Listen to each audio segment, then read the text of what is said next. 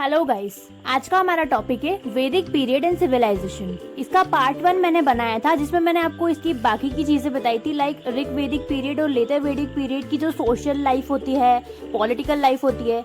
ये पार्ट 2 है। इसमें मैं आपको बताऊंगी इन दोनों की इकोनॉमिकल लाइफ और रिलीजियस लाइफ। सो बिना कोई डिले किए let's get start the video. सबसे पहले हम बात कर लेते हैं इकोनॉमिकल लाइफ ऑफ ऋग वैदिक पीरियड की, ऋग वैदिक पीरियड की इकोनॉमिकल लाइफ की। यहाँ पर इस समय पर कल्टीवेशन जो था बहुत लिमिटेड था, फिर भी इनका जो मेन फूड ग्रेन था वो था बार्ली और व्हीट। इस समय पे काऊ जो थी वो मोस्ट इम्पॉर्टेंट एनिमल थी। ये 176 टाइम मेंशन्ड है ऋग्वेदिक पीरियड में, ऋग्वेदा में। उसके बाद ये जो एनिमल्स जो ये घर पे पालते थे, डोमेस्टिकेट करते थे, वो थे हॉर्स, गॉट, डॉग और कुछ वाइल्ड एनिमल भी थे like lion, elephants and bear. इनके यहाँ पर एग्रीकल्चर जो था वो सेकेंडरी ऑक्यूपेशन था। इस समय लेस ट्रेड था, बट फिर भी कुछ टाइप की इंडस्ट्रीज चालू हो चुकी थी, like textile industries, carpentry industries और मेटेलिक इंडस्ट्रीज। यहाँ पर इस समय एक्सचेंज सिस्टम जो था वो बार्टर सिस्टम यूज करते थे। ये लोग बार्टर सिस्टम को यूज करते थे। बार्टर सिस्टम मतलब होता है कि अपन को कुछ किसी चीज की नीड होती है तो अपन अपने पास जो चीज होती है वो चीज एक्सचेंज में देकर वो अपन को जिस चीज की नीड है वो अपन ले लेते हैं। उसके बाद इस समय तक टैक्सेशन सिस्टम जो था वो इतना ज्यादा डेवलप्ड नहीं हुआ था। उसके बाद कॉपर और जो ब्रॉन्ज होता था वो इनका कॉमन मेटल होता था यूज के लिए। उसके बाद इनका जो मीन्स ऑफ ट्रांसपोर्टेशन था वो रिवर के थ्रू था। ये ट्रांसपोर्टेशन रिवर के थ्रू करते थे। उसके बाद हम बात कर लेते हैं इकोनॉमिक लाइफ ऑफ लेटर वैदिक पीरियड की। इस समय पर आर्यस जो थे वो गंगा वैली की तरफ शिफ्ट हो गए थे विद द हेल्प ऑफ ये गंगा वैली की तरफ शिफ्ट हो गए थे और ये एग्रीकल्चर को उगाने के लिए, प्रोड्यूस करने के लिए आयरन का और फायर का यूज करते थे। उसके बाद इनका जो प्राइमरी ऑक्यूपेशन था वो एग्रीकल्चर था एंड सेकेंडरी ऑक्यूपेशन जो था वो एनिमल हस्बेंड्री था। उसके बाद इनका जो एग्रीकल्चर था वो ही इनका चीफ मीन्स ऑफ लिवलीहुड था।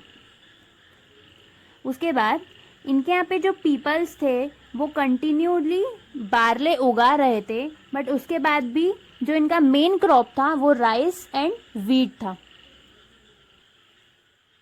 In this period the Vaishyas engage in trade. उसके बाद जो शतपथा ब्राह्मण थे उन्होंने इस समय एग्रीकल्चर जो था उसके डिफरेंट स्टेजेस को डिस्क्राइब किया था। उसके बाद जो both kharif and rabi crops थे इस समय पे उगाए जाते थे। इस समय पे जो अर्बन लाइफ थी उसका भी बहुत डेवलपमेंट हो रहा था एंड जो शिप बिल्डिंग इंडस्ट्री थी वो भी बहुत डेवलप्ड हो रही थी। इस समय तक आते आते कॉइन्स का यूज होना स्टार्ट हो गया था। जो ट्रेडिंग एक्टिविटीज थी उनको अंडरटेक करके जो कॉइन्स का यूज था वो स्टार्ट कर दिया गया था। उसके बाद हम बात कर लेते हैं रिलीजियस लाइफ ऑफ ऋग वैदिक पीरियड की। जो अर्ली ऋग वैदिक पीरियड था उसकी रिलीजियस लाइफ की। इस समय पे कोई सेक्रीफाइस वाली प्रॉब्लम नहीं थी। इस समय पे किसी भी चीज़ का सेक्रीफाइस नहीं करना पड़ता था रिलीजियस लाइफ के लिए। उसके बाद ये जो वर्शिप करते थे ये स्पिरिचुअल डेवलपमेंट के लिए वर्शिप करते थे, मतलब स्पिरिचुअल डेवलपमेंट से वर्शिप करते थे। उसके बाद ये जो इंद्र देव थे इनको ये गॉड ऑफ वेदर मानते थे, god of weather and war भी। उसके बाद 1/4 श्लोक जो है वो इंद्रदेव के बारे में है ऋग्वेदा में। इनके इसमें जो ट्रेडिशनल क्लासिफिकेशन ऑफ गॉड है वो 3 टाइप से डिवीजन में, 3 टाइप से डिवाइडेड है। पहला है टेरेस्ट्रियल गॉड्स, जिनमें आते हैं पृथ्वी, बृहस्पति, अग्नि एंड रिवर्स जो होती है वो इम्पोर्टेंट होती है। उसके बाद है इंटरमीडिएट गॉड्स जिसमें आते हैं इंद्र और रुद्र। उसके बाद है सेलेस्टियल गॉड्स जिनमें आते हैं वरुणा, उषा, सूर्या, सावित्री एंड विष्णु। इनके इसमें इस समय पर 33 गॉड्स के बारे में मेंशन्ड है ऋग्वेद में। उसके बाद ये जो अग्निदेव है इनको गॉड ऑफ फायर मानते थे। सोम जो है उनको गॉड ऑफ प्लांट मानते थे। अदिति जो है अदित उनको ये गॉड ऑफ अर्थ मानते थे। उसके बाद बात कर लेते हैं इनकी मेथड ऑफ वर्शिप क्या थी। इनकी सिंपल मेथड थी, ये सिर्फ प्रेयर्स करते थे। उसके बाद इनकी जो टाइम था तब कोई भी एविडेंस नहीं है टेम्पल का या आइडियल वर्शिप का। आइडियल वर्शिप यानी कि किसी एक भगवान को ही पूजना या उन्हीं को आइडियल मानना, ऐसा कोई एविडेंस नहीं था। उसके बाद हम बात कर लेते हैं रिलीजियस लाइफ ऑफ लेटर वैदिक पीरियड। इस समय पर जो रिचुअल्स थे एंड जो सेक्रीफाइसेस थे वो सब डेवलप हो चुके थे। इस समय पर जो प्री वैदिक गॉड्स थे, जो पहले मैंने भी आपको बताया, उन सब की पोजीशन लॉस्ट हो चुकी थी। उन गॉड्स को लोग इतना नहीं मानते थे।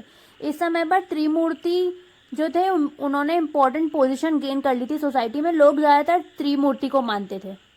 जो त्रिमूर्ति गॉड्स थे वो थे प्रजापति, विष्णु एंड महेश।